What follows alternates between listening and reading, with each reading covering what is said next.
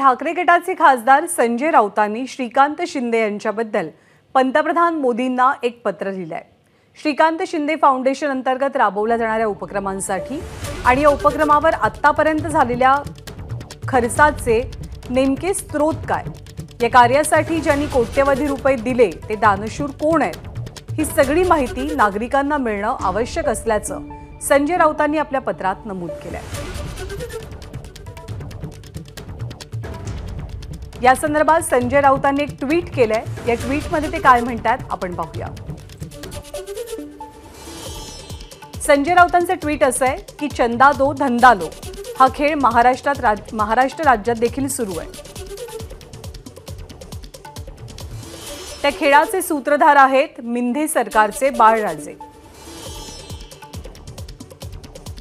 सामाजिक कार्याच्या नावाखाली कोट्यवधी रुपये वसूल केले जातात। धर्मादाय आयुक्त हिशेब द्यायला तयार नाहीत। पैसे देणारे कोण आहेत असा सवाल राऊतांनी उपस्थित केलाय।